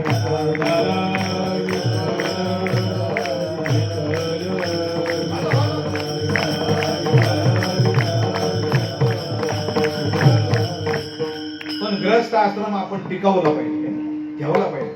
दार, अंगण, ओटा, तुळशी वृंदावन, दारातला कुत्रा. हो, एकनाथ महाराज काय म्हणतात? अरे तुमच्या दारातला कुत्रा आहे ना, तो पण काय बोलतो माहितीये का? धन्याच्या दारी पडून राहतो, प्रेमाचा तुकडा मागून खातो, आल्या गेल्याची जोहार करतो, आणि धन्याला दोहा देतो की मायबाप. जोहार मायबाप जोहार. हे 55 दोहार आहे, त्यात कुत्रा पण आहे त्याच्यामध्ये. धन्याच्या दारी पडून राहतो, प्रेमाचा तुकडा मागून खातो, आल्या गेल्याची जोहार करतो, धन्याला दोहा. तुझे दारीचा कुत्रा नको मोकलू. भारतातला हिंदू धर्मातला ग्रस्ताश्रम कळाला पाहिजे. आज जे ग्रस्ताश्रम सगळे वाट लावली ना, सगळे अजिबात वाट लावली ना. फेरीवाला क्षेत्र, भिकाऱ्याला प्रवेश नाही. अलग लक्षामध्ये फार सुधारले माणसं. हो, पुण्यापासून फार दूर गेले. पण ध्यानात ठेवा, ग्रस्ताश्रमातली जी माणसं असतात, विवाह करणारी माणसं, लग्न करून ग्रस्ताश्रम करणारे, हो आपलं पोट भरून 2 घास भिकाऱ्याला देणारे, 2 घास अतिथ्याला देणारी माणसं असतात, ते भाग्यवान माणसं असतात बरं का. तो दाता असतो, गरीब का असेना पण तो दाता असतो, कारण त्याच्या आश्रयावर. आश्रम म्हणजे काय? आश्रम म्हणजे आश्रय. आश्रम म्हणजे काय? आश्रय. कोणाचा आश्रय? चिमण्यांचा आश्रय, कावळ्यांचा आश्रय आहे ना. हो, पशु पक्ष्यांचा आश्रय. अहो घरातले पाल, अहो, ती पण तुमच्या घरात जगते, तिचा हक्क आहे.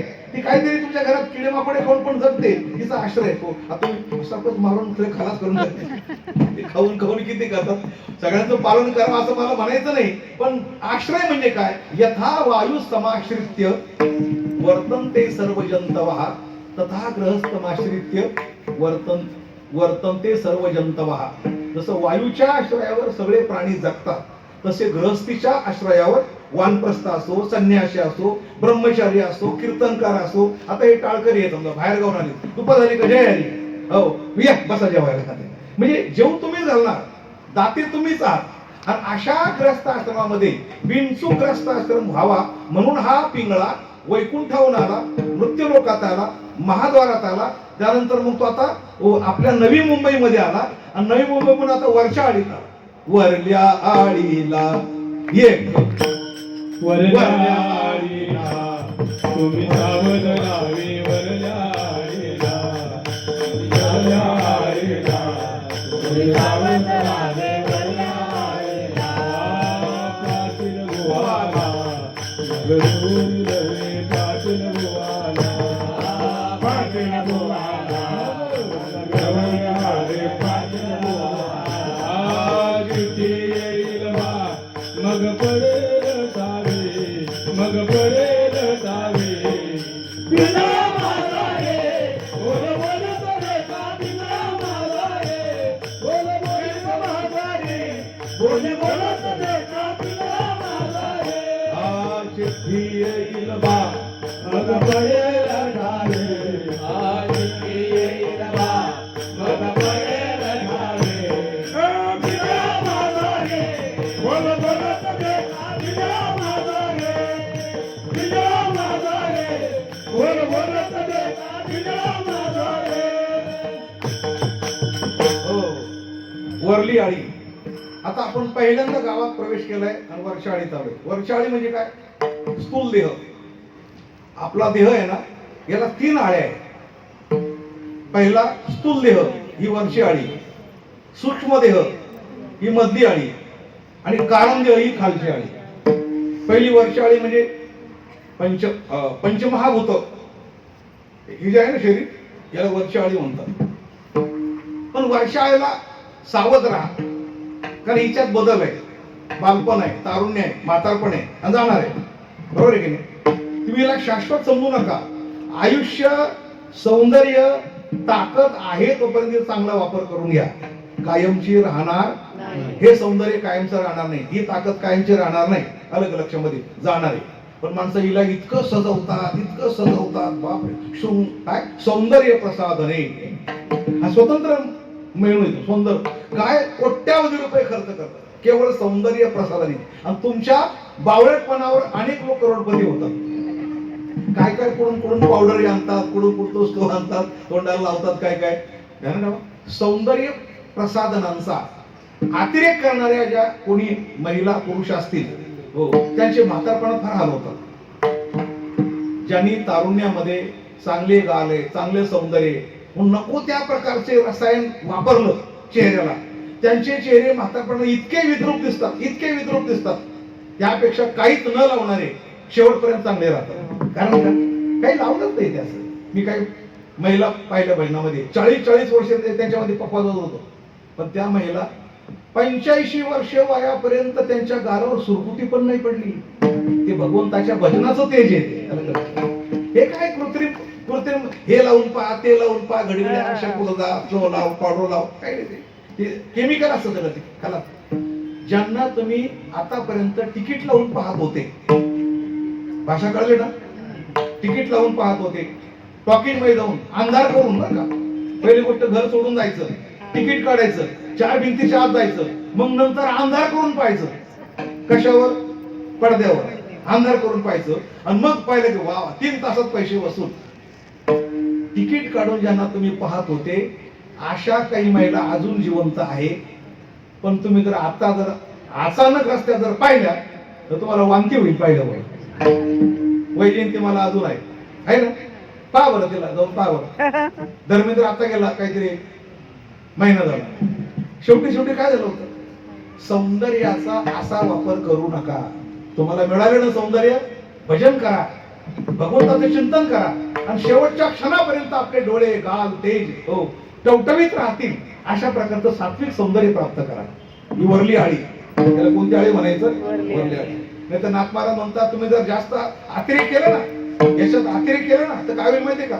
ऐका, डोळे गावची हो लागती कवाडे, कानगाव तो बंद पडे, ढोपरपूरचा मानका मोडे.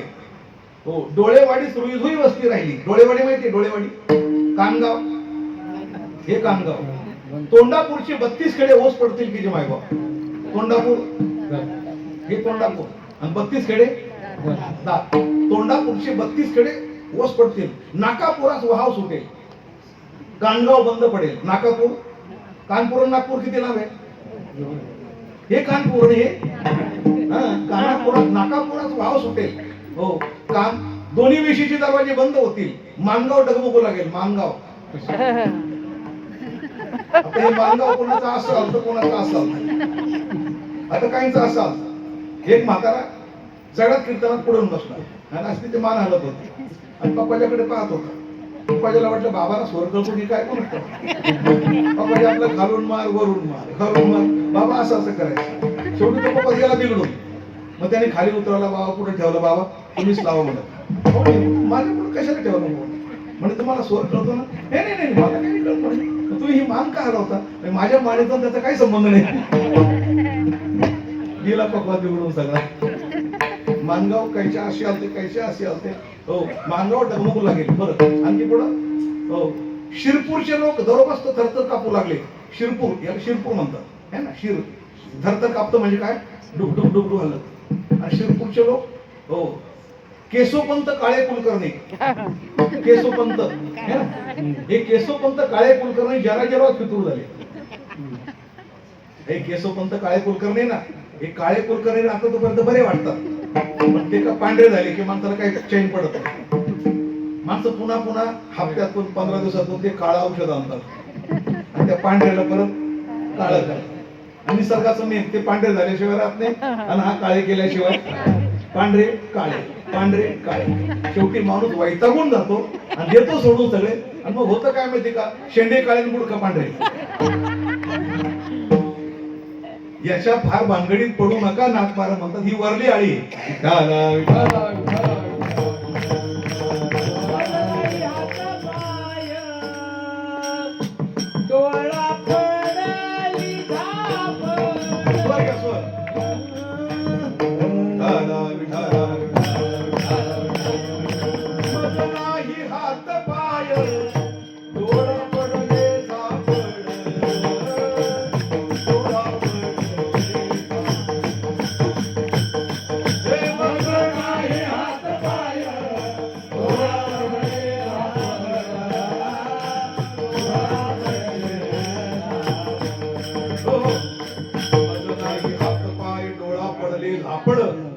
कर्ण हे बधीर झाले वाचा बोले नाक मुख गळू लागले. याला म्हणतात वरची आळी. बर का, फार दैना होते. शेवटी ईशा मध्ये फक्त तुम्ही काय करा हो, चिठ्ठी येईल बा मग पडेल ठरेल. चिठ्ठी येईपर्यंत तुम्ही सगळे सावध राहा. हो, या 4 चरणामध्ये पाटील बुवाचा नाव उल्लेख केलाय.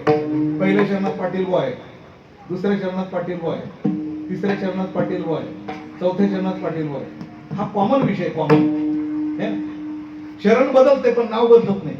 पाटील बुवाला लावणी सवे. हा कोण पाटील बुवा आहे? शिवाजी पंत. त्याला काय म्हणायचं? शिवाजी पंत. हे दोघे जण राहतात बरं का. एक शिवाजी पंत आणि एक आत्माराम पंत. आता तुम्ही इथं आलात ना हो, आता सध्या तुम्ही आत्माराम पंत आहे. कीर्तन ऐकता तोपर्यंत कोण? आत्माराम पंत. आणि कीर्तन सगळं संपलं, चप्पल कुठे? घरी जायचे. चप्पल कुठे? घरी जायचे. झाले शिवाजी पंत. घरी गेले की झाले शिवाजी पंत. आणि कीर्तनात तोपर्यंत कारण थोडीफार तुम्ही सुबोध आहे.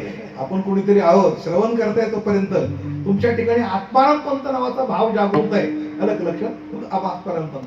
तेव्हा शिवाजी पंताला पाटील बुवा म्हटलेलं आहे. कारण ही शरीर जे आहेत ना हो, ही शरीर म्हणजे असं आहे बघा. कसबे कायापूर शहर. या शहराला काय म्हटले? कायापूर. कायापूर है ना. तुम्ही पूर शब्द लावता बऱ्या ठिकाणी पण कायापूर. कसबे कायापूर शहर. 100 खेडे 10 बाजार. याला खेडे किती जोडले? 100. बाजार किती?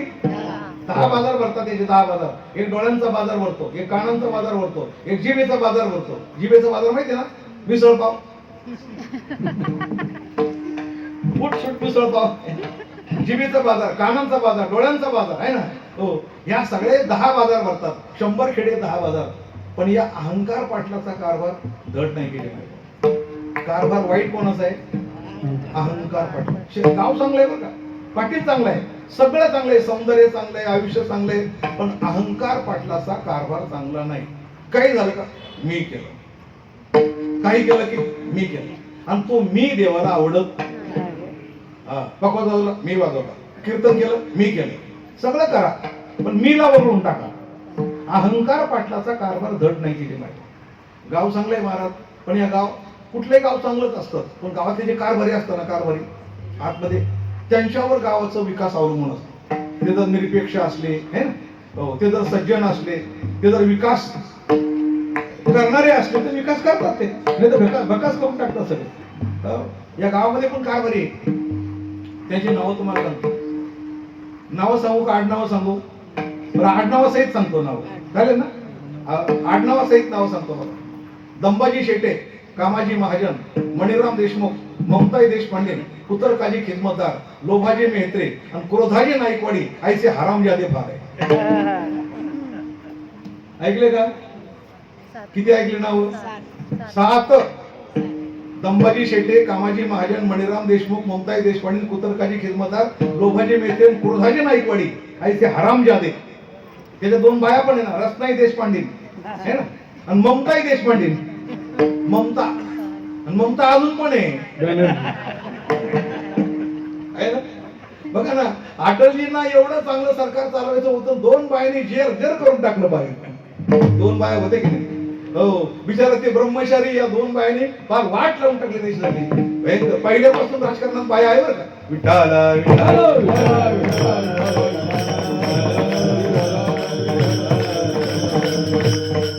वरच्या आळीमध्ये सावध राहा, वरल्या आळीला तुम्ही सावध व्हावे. पाटील बुवाला म्हणजे शिवाजी म्हणताना मग लावणी सवी, चिठ्ठी येईल बा मग पडेल ठावे. आता ही चिठ्ठी काय लिहितं कोण? कोण लिहितं, कोण पाठवतं, कोण वाचतं? बस आजचा एवढा विषय तुम्हाला कळाला ना की आपलं काम संपलं आहे ना. एक भजन घेतो, तर आता काय फक्त 15 मिनिट शिल्लक राहिले. 15 मिनिट तुम्हाला चिठ्ठी सांगायची है ना. जरा थोडे जरा सर्वजण वर हात करा मस्त पैकी.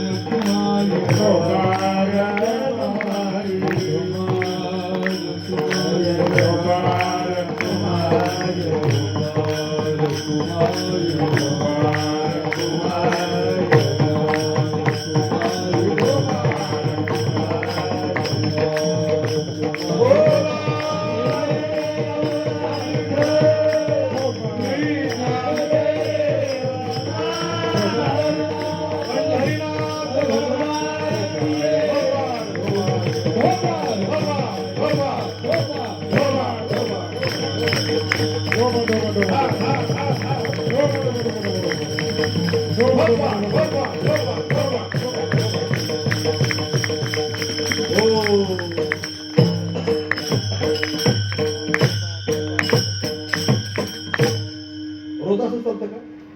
ढिलं ढिलं ढिलं असं आता कडक चाललं पाहिजे. अहो आता याला झालं ना 29 वर्ष ना. मी टाळ घेऊन उभा राहत होतो इथं. मी ठाण्यात फार थोडे सप्तेत की ज्याच्यात मी टाळ घेऊन उभा राहतो. ती माझी जागा आहे, उभी राहायची जागा.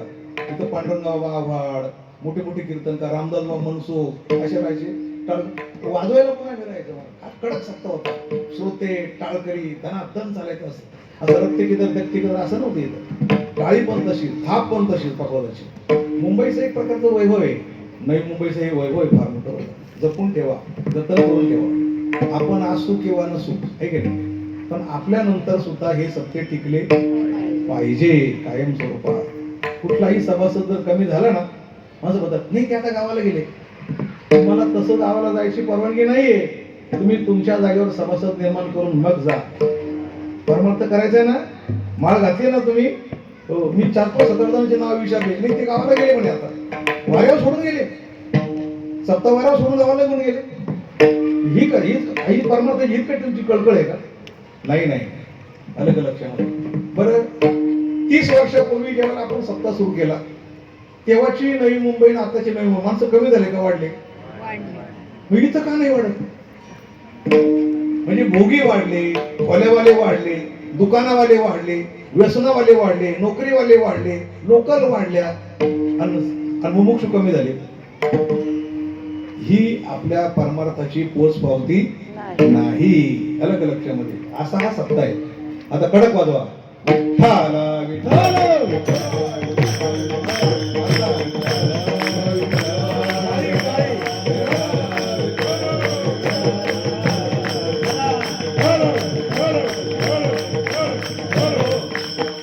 कोण चिठ्ठी लिहितं? चिठ्ठी येईल बा मग पडेल ठावे. ही चिठ्ठी येते कुठून?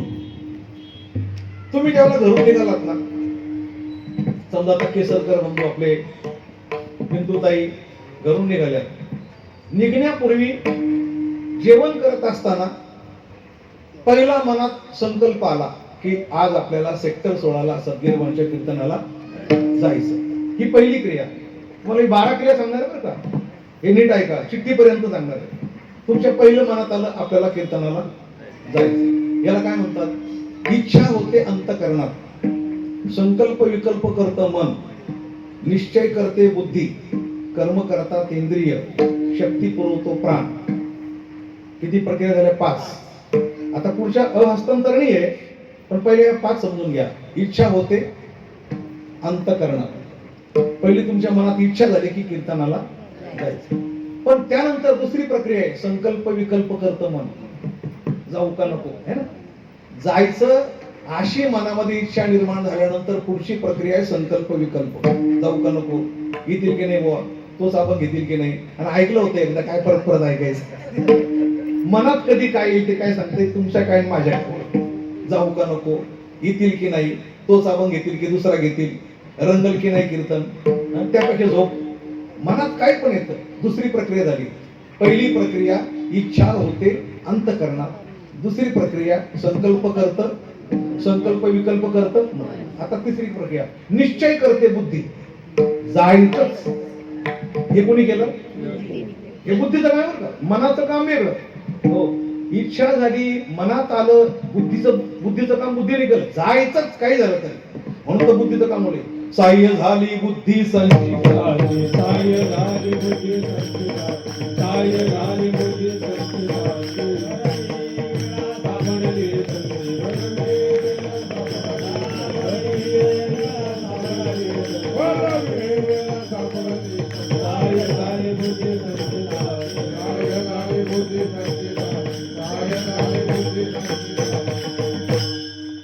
साह्य झाली बुद्धी.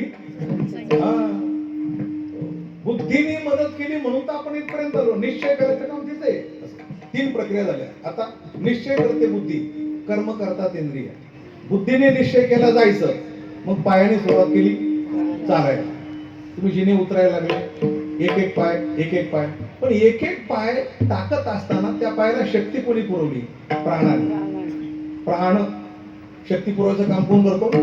ही 4थी प्रक्रिया झाली. इच्छा होते अंतःकरणात, निश्चय करते बुद्धी, संकल्प विकल्प करतं मन, निश्चय करते बुद्धी, कर्म करतात इंद्रिय आणि शक्ती पुरवतो प्राण. आता ह्या 5 प्रक्रिया आपल्या झाल्या. आता वरती काय सुरू झालं? लिखाण करतो चित्रगुप्त. तुमची हालचाल सुरू झाली की वरती लिखाण सुरू होतं.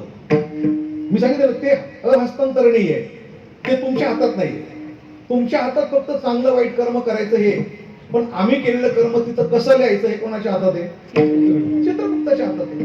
बरं, सर्वांचं लॉस. तुम्ही अनंत जीव अनंत वेळेला अनंत क्रिया करतात. चित्रगुप्त पण अनंत हाताने अनंत जीवांचं चित्र चित्रित करतो. आता त्याचं नाव आहे फार विचित्र आहे, चित्रगुप्त. चित्रगुप्त म्हणजे काय? तुमचं आमचं सगळं गुप्त चित्रित करतो, त्याचं नाव चित्रगुप्त है ना. म्हणजे गुप्त असलेलं चित्रित करतो. तुम्हाला वाटतं कोण पाहिलंय? रात्रीची वेळ आहे ना, हो, आणि पांघरून घेतलेलं आहे आणि मधल्यामध्ये खायला सुरुवात केली. तुम्ही अंधारात का उजेडात 13 जण साक्षीदार आहे त्या चित्रगुप्ताचे बरं का. भागवत वाचा आपण, भागवत बरं का. हो, चंद्र, सूर्य, दिवस, रात्री, आकाश, वायू हे साक्षीदार आहे सगळे. आपल्या इंद्रियांच्या देवता पण साक्षीदार आहे. तुम्ही त्यांना, चित्रगुप्ताला सोडून काही करू शकत म्हणून लिखाण करतो चित्रगुप्त. म्हणजे 6वी प्रक्रिया, लिखाण करतो चित्रगुप्त. हो, नोटीस बजावतो यमधर्म. हो, नोटीस तयार करतो मृत्यूदेव. ते मृत्यूदेव नावाचं एक स्वतंत्र डिपार्टमेंट आहे. हो, त्यानंतर नोटीस बजावतो यमधर्म. नोटीस घेऊन येतात यमदूत, घेऊन जातात यमदूत. जाब विचारतो धर्मराज, अलग लक्षात. हो, आणि शिक्षा ठोठवतो यमराज. फटके मारतात यमदूत, गंमत पाहतात कामक्रोध. तिथं बी असतात बरं का हे आपल्याला इथं फसवतात ना, ते कामक्रोध तिथं असतात. यमाला सांगतात, हे ऐरोलीचे लोक आहे बरं का, आपण पाठवले वरती. हे हॉटेलमध्ये जायचे, जुगार खेळायचे. हे तिथून तुम्हाला गिरायक म्हणजे एजंट, याला काय म्हणायचं, यमाला एजंट देणारे हे लोक आहे सगळं. आता ओवी सांगू, ओवी आपण ओवीशिवाय बोलत नाही. एजंट आहे. हे मृत्यूची या नगरी मानी जती निकया परी, हे जीविताचे वैरी म्हणून या. मानी जती, तिथं त्यांना मान्यता मिळते. कोणाला? कामक्रोधांना. तिथं असतात बसलेले. कुठं? यमपुरीमध्ये. आणि याप्रमाणे चिठ्ठी लिहिणारा, चिठ्ठी बनवणारा, चिठ्ठी घेऊन पाठवणारा वरती जे चित्रगुप्त आहे ना, हो, त्याचा उल्लेख इथे आले. चिठ्ठी येईल बा मग पडेल ठावे. ती चिठ्ठी तिथून येत असते. आपल्या चिठ्ठी बनवणाऱ्याला सुद्धा असं वाटलं पाहिजे की हे सगळे लोक, हो, सेक्टर 16च्या कीर्तनात बसलेले आहे ना, पिंगळा ऐकता येते. त्यामुळे यांच्या चिठ्ठीमध्ये काय लिहायचंय अलग लक्षामध्ये, त्याला पण विचार पडला पाहिजे. ही सगळी चांगली माणसं आहे आणि चांगलंच लिहिलं पाहिजे अलग लक्षामध्ये. असं पुढच्या चरणामध्ये मधल्या आळेला एक बायको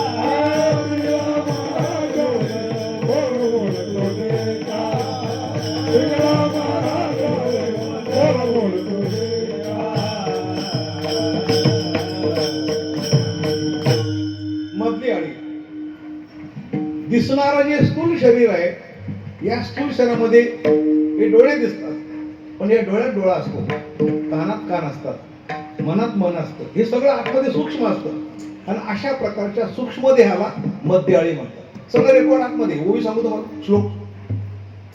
पंचप्राण मनोबुद्धी दशेंद्रिय समन्वितम.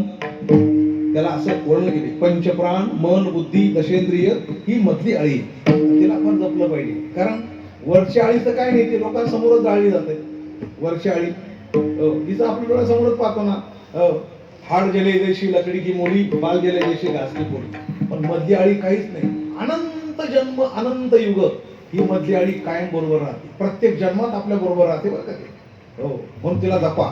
जपायचं तर तिला जपा, मनाला जपा. हो, शरीराला जपल्यापेक्षा कशाला जपायचं?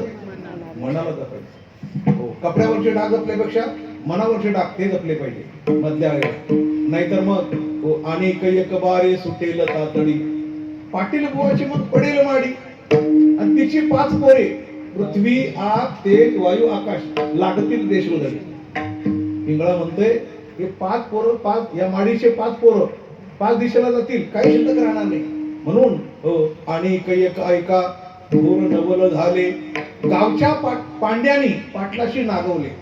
गाव चांगलं होतं, गावातल्या पांड्यानी हातामध्ये आलेल्या अधिकाराने पाटलाला नागवलं म्हणजे शिवाजी पंताला नागवलं. पण साऱ्या कागदाचं शून्य एकच केलं. मनाजी नावाच्या पांड्याने शिवाजी नावाच्या पाटलाला असं नागवलं की सगळ्या कागदाचं शून्य करून टाकलं. शून्य. शेवटी जेव्हा पाहिलं ना शिल्लक किती, शून्य, काहीच नाही म्हणे. तुम्हाला डोळे दिले होते पण डोळ्याने चांगलं कधी पाहिलंच नाही, काही पुण्य केलं का काही नाही, शून्य. कानाने काय केलं काही नाही, शून्य. पायाने काय केलं काही नाही, शून्य. हाताने काय केलं काही नाही, शून्य. सगळ्या इंद्रियांनी कुठलंही पुण्य केलं नाही, शून्य झालं सगळं, शून्य, काहीच राहिलं. म्हणून हिंडता फिरताना एक शकून सांगे त्याच्या सत्तेने या आळीस वागे. कोण? पिंगळा. नाथमारा मध्ये त्याच्या सत्तेने तुमच्यापर्यंत आलोय. संता घरचा भाग एक तुकडा मागे पिंगळा महाद्वारे. आणि हे ऐकाल तर ठीक आहे, नाही तर नाही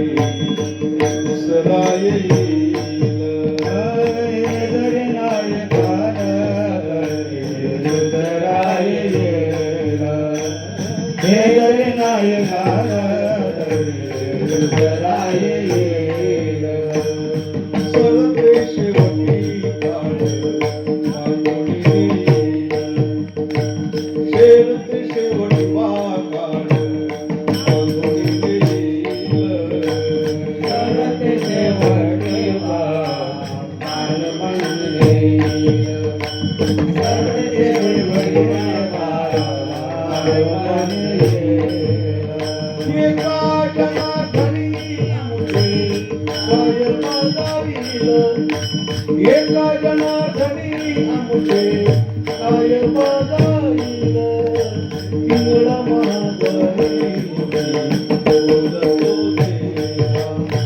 पिंगळा महाद्वारी बोलतो देवा एका जनार्दनी आमुचे काय बघाईल एका जनार्दनी आमुचे काय बघाईल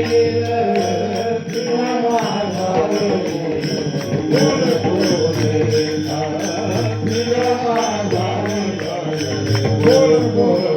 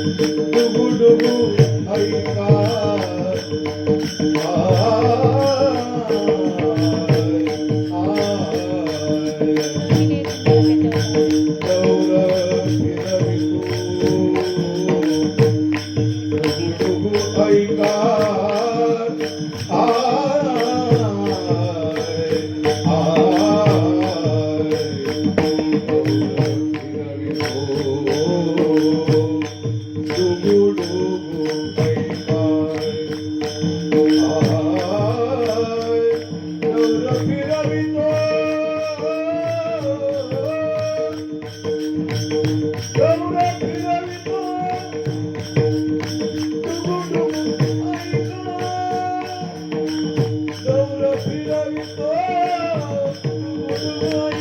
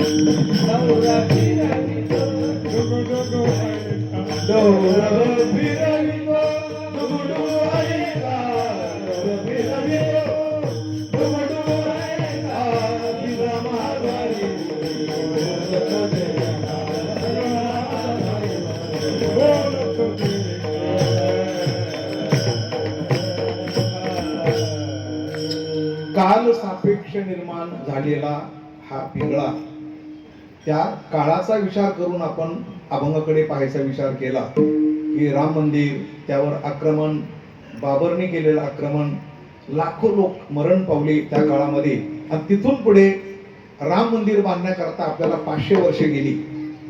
हा त्या काळातला अभंग आहे, म्हणून आपण त्या दृष्टीने अभंगाकडे पाहिलं पाहिजे. आज आपण भाग्यवान आहे. आणि मला वाटतं मी ज्यावेळेला आरंभाला येत होतो, मध्यंतरी 5-7 वर्ष आलो नाही, आणि मधल्या काळामध्ये ज्या गोष्टी घडल्या त्या सांगायच्या राहून गेल्या. एक तर गोष्ट नक्की सांगायची राहून गेली की आपण राम मंदिर म्हणता म्हणता की 6/12/92 बाबरी मशीद पडली, बरोबर. आणि काल तारीख काय होती? 16/12/2025. पण या 2 तारखा डिसेंबर महिन्यात फार महत्वाच्या आहे. 6/12 या दिवशी बाबरी मशीद पाडली, आणि 16/12 या तारखेला भारत पाकिस्तानच्या युद्धामध्ये नवीन बांगलादेशाला जन्म दिला, आणि भारताने पाकिस्तानचं 93,000 सैनिक जिवंत पकडलं. तो भारतीय शौर्य दिन काल झाला. हे माहिती असलं पाहिजे, कारण आपल्याला विसरून जाणं हा आपला स्वभाव आहे. भारतीय जवानांनी जो पराक्रम केला, भारताचा कॅप्टन त्या ठिकाणी जनरल अरोडा होता, आणि पाकिस्तानचा कॅप्टन जनरल नियाजी, दोन्ही एका शाळेमध्ये शिकलेले. फाळणीच्या पूर्वी दोन्ही कॅप्टन एका शाळेत शिकलेले, पण जेव्हा फाळणी झाली, नियाजी गेला पाकिस्तानमध्ये आणि अरोडा आला भारतामध्ये. पण ज्यावेळेला सामना झाला दोघांचा, त्यावेळेला अरोडाने पॅराशूटनी सैन्य पाठवलं आणि अशी कैची निर्माण केली, आणि पाकिस्तानचं 93,000 सैन्य ज्यावेळेला कैचीमध्ये सापडलं, त्यावेळेला त्यांना शरणागती पत्करावी लागली. 93,000 सैन्याने बंदुका टाकून दिल्या आणि शरणागती पत्करली, हात वरती केले. तुम्ही नेटवर शोधून पहा, हा दिवस गिनीज बुकात नोंद आहे. गिनीज बुकामध्ये कोणता? 16/12/1900 बोला किती? 71. 16/12/1971 इंदिरा गांधी पंतप्रधान होती, तेव्हा अटलजी बोलून गेले होते, यह हमारे देश की दुर्गा देवी है, बोलून गेले होते ना, यह हमारे देश की दुर्गा देवी. तो भारतीय शौर्य दिन आहे. त्यात तुम्ही सगळं विसरून जाता, म्हणून मला पिंगळ्याच्या रूपाने हे सगळं सांगावं लागतं. तर 6/12/1992 ही पण तारीख ध्यानात ठेवा की ज्या तारखेला बाबरी मशीद पडली, तिथून पुढे केस सुरू झाली. आमच्यावर कोर्ट कचेऱ्या केस, आमचे हजारो आणि राम भक्त जेलमध्ये गेले. आम्हाला 2दा जावं लागलं. 2 कारसेवा मला पण करायचा योग आला. तुमच्या कृपेने ते पण करून आलो, आलं लक्षामध्ये. पण सरकारने आम्हाला ज्या विचारले तिथंच राम मंदिर होतं, कशावर होतं? मग उत्खनन झालं, खोदकाम झालं, खोदकामातून दगड शिलालेख मिळाले, त्याच्यावर प्रूफ मिळाले, अक्षर मिळाले, शालशक मिळाले. मग ते पुरातत्व खात्याकडे दिले. पुरातत्व खात्याने तो रिपोर्ट तयार केला, तो रिपोर्ट कोर्टामध्ये मांडला, आणि मग कोर्टाने निकाल दिला. पण कोर्टाने निकाल देत असताना 2 वेळेला आपण तो निकाल मान्य केला नाही. कोर्ट काय म्हणत होतं मागच्या निकालमध्ये की थोडी बाबरी मशिदीला जागा ठेवा आणि बाकी मंदिर बांधा. आम्हाला ते मान्य नव्हतं. मंदिर वही और मस्जिद कधी नाही, हा आमचा नारा होता, आणि त्याप्रमाणे आम्ही पुन्हा लढलो. पण पुन्हा लढत असताना आमच्या विरोधामध्ये 22 वकील होते. म्हणायला आमचा भारत, भारत आमचा, राम आमचा, भूमी आमची, पैसे आमचे, कष्ट आमचे, आणि आमच्या विरोधामध्ये 22 वकील ते कुठले? भारतातले ना. काय देश आहे हो म्हणायला, मेरा भारत महान. अरे आमच्याच रामाचं मंदिर बांधताना आम्हाला जेलमध्ये जावं लागतं. आमच्या विरोधामध्ये 22 वकील उभे राहतात. पण ध्यानात ठेवा, 22 वकिलांच्या नाकावर टिचून आपण राम मंदिराची केस जिंकलो आणि राम मंदिर करून दाखवलं. तो आनंद सांगण्याकरता आम्हाला आज या ठिकाणी तुमच्या समोर पुन्हा एकदा हजर व्हावं लागलं. विसरू नका, हे ध्यानात ठेवा कायमचं. कारण राम मंदिर बांधलं, जबाबदारी संपली का वाढली? बस एवढं तुमच्याकडून ऐकायचं होतं. जबाबदारी वाढली, टिकवायचं आहे ते आता शेवटच्या क्षणापर्यंत, बरं का. चंद्र सूर्य येतोपर्यंत या जगात पुन्हा बाबर कोणी येणार नाही, राम मंदिराला टच करणार नाही. अशा प्रकारचं एक आहे तो नेक आहे, एक आहे तो आणि बटो घेतो. हा एवढं ध्यानात ठेवा तुम्ही. सगळे संप्रदाय, सगळे वारकरी, हा सेक्टर 16चा सप्ताह असो का सेक्टर 4चा सप्ताह असो, ज्या ज्या वेळेला आपण एकत्र येऊ त्याला प्रत्येकाने एकमेकाला मदत करायला पाहिजे. अशा भावनेने आपण राहायला पाहिजे.